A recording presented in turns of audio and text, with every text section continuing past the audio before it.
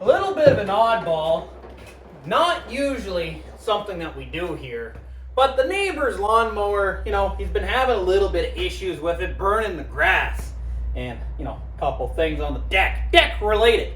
So we're going to see if we can help him out real quick. We're not going to spend 1,000 years on it, but we might spend an hour or two. Let's see if we can get this guy cutting just lickety split. Welcome to Ohio Stable Garage.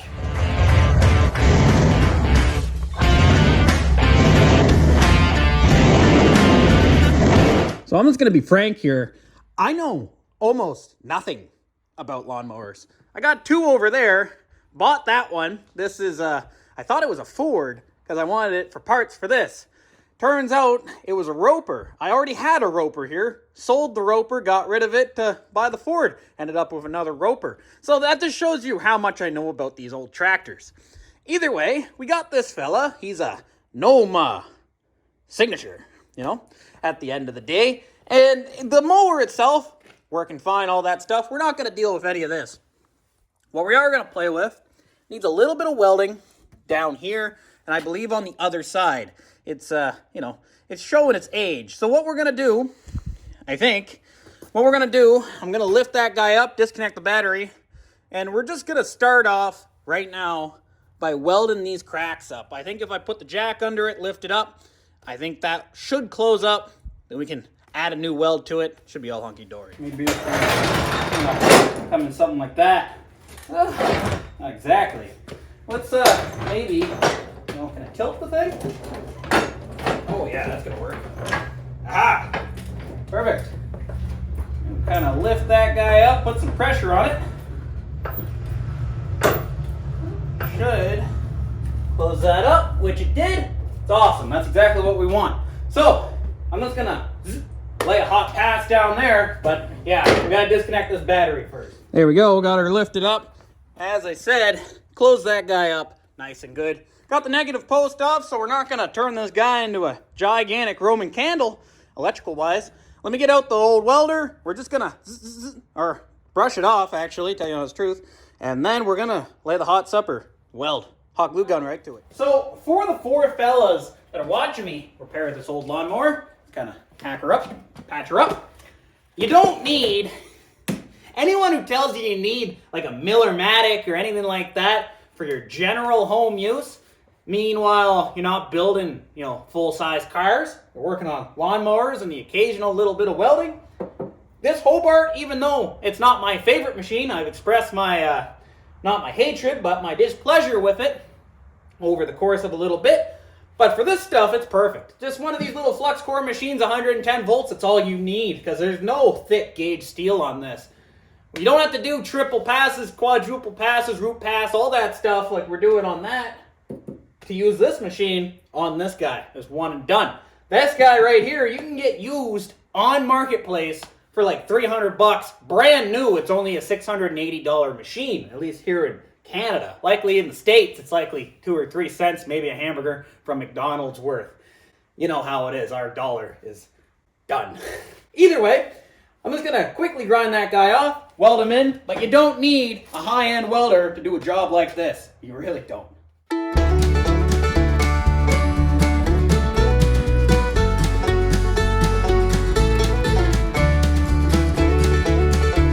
There we go. Not too shabby at all. We're just patching it up. We're not replacing anything. But as you can see, now it's not cracked at least. That's the biggest thing. So now I got to upend this mower because we got to get down there at the main part of, this little cutter thing. The deck, the deck is what it's called, I guess. Just kind of snake this fella back out of there. Do the old lean and pull. There we go. Okay. So let me bring you guys in. You'll see what we're trying to do here. So basically, the part he wants fixed, I believe it's right here.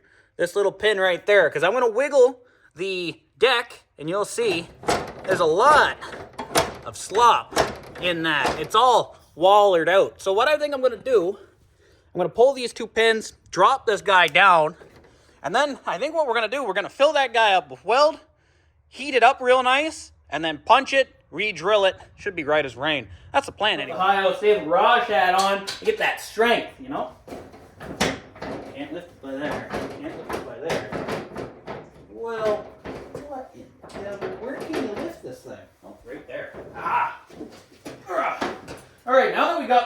realize they do not have a plan. Hold on. All right, we're gonna try these 2 jack stands out. That should have been, you know, plan number 1. Where can I put them? Yeah, we'll put one on this side and we'll go from there. What's the worst I can do?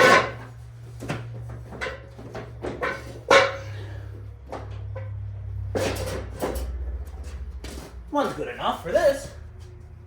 Oh yeah. Oh yeah. You know, the jack stand's in my way though. Didn't account for that. 1 second. Hold on.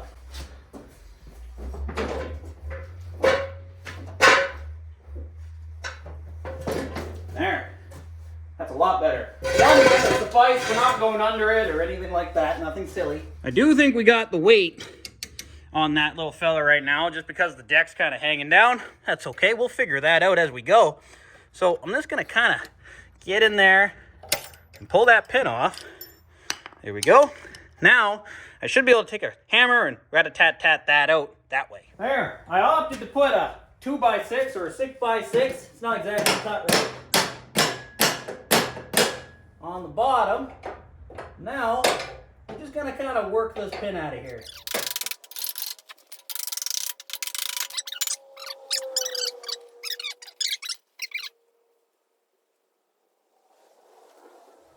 So what we're going to do on this fella, I'm going to add some weld to both sides on that. We're going to add some weld to that guy, and then we're going to run a drill bit through it. I think that's going to be the easiest, fastest way to go about this. Nice thing is, don't really have to worry about surface prep, not on this fella, just because he's already been wallered out, so right where we need a weld is already clean steel.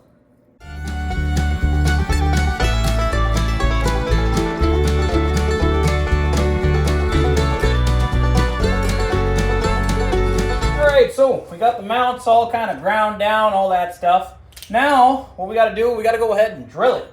This is the original pin. It's wore out. We'll step on it in a little bit. But there's a quick little tip there that I learned from one of my past jobs. Visualizing this, you know, when you're young and dumb, you're trying to do these, that's close enough, yada, yada, yada. The best way, really, take a wrench, metric, standard, whatever. Half the time they're going to be standard. That guy's a 1/2 inch exact, right? So, then you go to your drill bits, if they're not marked and they're just kind of in a big bin like mine, find your 1/2 inch drill bit the exact same way. There you go. You got the right drill bit and you didn't spend 1,000 years drilling and I'm like, oh shoot, that's the wrong drill bit, all that stuff.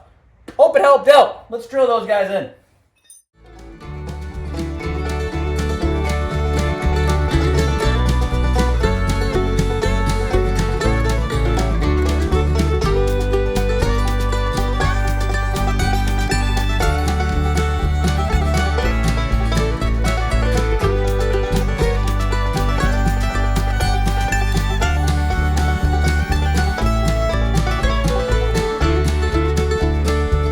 So the other side is drilling quite hard. So what we're going to do, what we're going to elect to do, we're basically going to take the temper out of the weld at the end of the day. Oh, that's on full tilt.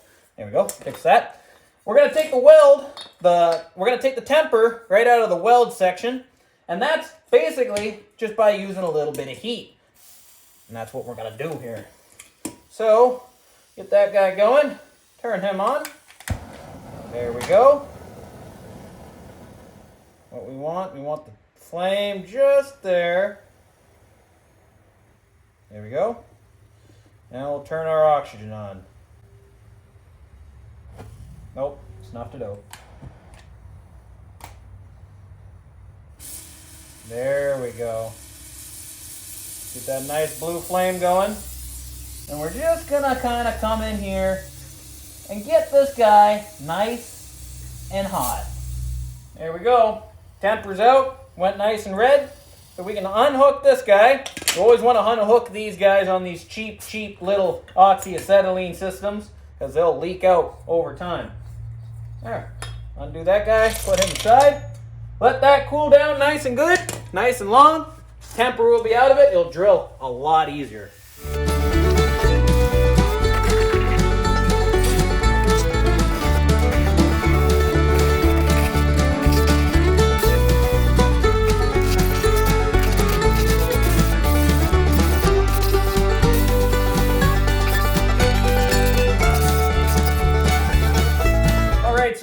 got the main piece kind of done and over with. Now what we're gonna do on the two arms that come out, I'm just gonna quickly just give a nice little quick weld to them. Not the same deal as what we just did. Just kind of re-bush it up. That's all.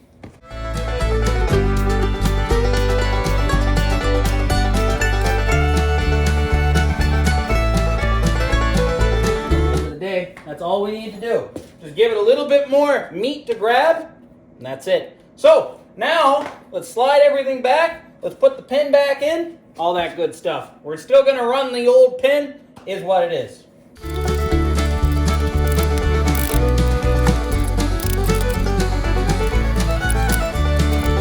Over here, lift them up. Get the jack stand out of the way, and there we go. Oh yeah, that's a lot better.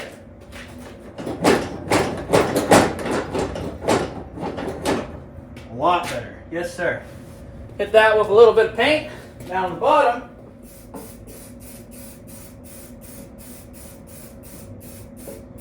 There, should be ready to mow another day.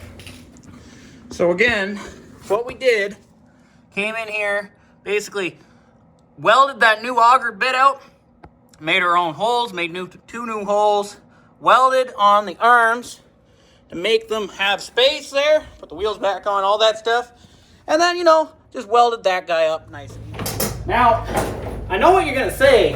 Why on earth, Colt, are you screwing around with an old mower when you got the International, the 96 F-150, you got an 87 out there, grandfather's truck, old blue, all that stuff? Don't you have your hands full? I do. But, you know, sometimes it's good to help a fella out, help the neighbor out, because, you know, the neighbor is your best friend or your worst enemy when you own a place. You got to live beside them all the time that you're going to be there. It could be all your life, could be all their lives. Who knows? So if you can help each other out and look after each other, they're going to help you out. If there's someone in your yard that you don't know, they might be there to confront. If they see suspicious activity around your property, they're going to let you know. If you need an extra hand with something, you can go help them out. So when they ask you to, you know, look at their lawnmower and see if you can help it out and fix it up a little bit, you're going to say, yes, sir, I'm going to bring that lawnmower in today. Because, you know, at the end of the day, it's you and them versus the world, basically. And it's up to you if you want to have a good relationship or not. Make sure that you look after your own, and they'll look after you. Anyway, I guess we should probably see if this thing mows. I've never even turned it on. I don't know. No idea. But we'll take it out to the yard there, and we'll see if it mows up the yard. Should. Anyway, it's a lawnmower. Let's see if we can get this little fella to start. Not quite sure how to get her to go. We gotta push something. Let's try that.